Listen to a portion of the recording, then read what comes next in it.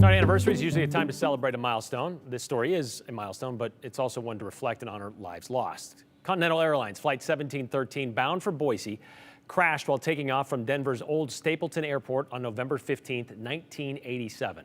This happened in snowy conditions. A National Transportation Safety Board investigation concluded the plane wasn't properly de-iced before they decided to take off.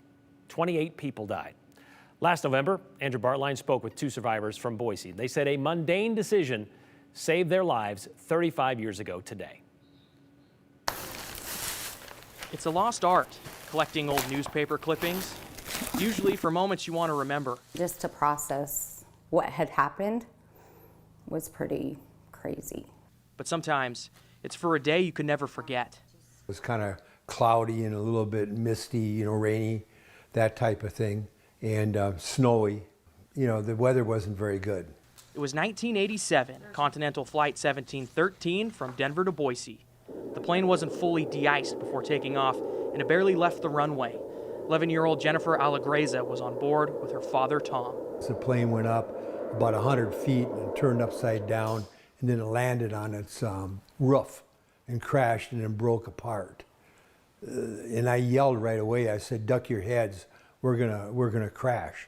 Slid for a quarter mile upside down, and the plane is split apart. And so if you imagine that where the plane split apart was like a shovel, it was digging into the dirt at the end of the runway, and that was flying up in our face, along with snow and gravel and rocks and everything else. The crash killed 28 people, including 3 crew members, but Jennifer and Tom walked away with minor injuries. The difference between life and death, a last-second change to their seating assignment. I was going to do a talk at an outfitters meeting on Monday the next day, so I wanted to sit in back with my secretaries so she could take notes and type it up for me.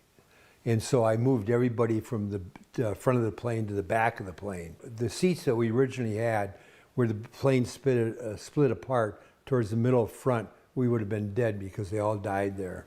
The person that was sitting in the seat I was supposed to be in isn't here. And so there's a reason I'm here. I'm still, every day waking up trying to figure out what that is. You can't see the scars on their body because they have none, and their minor injuries have faded. But the emotional toll, that hasn't faded in the slightest. 34 years later, those scars are fresh. Slow motion, it's like I'm still there. Preserved like the ink in a laminated newspaper clipping. And the girl right in front of me died. While I was talking to her, she died. And that bothered me a lot, the most of anything.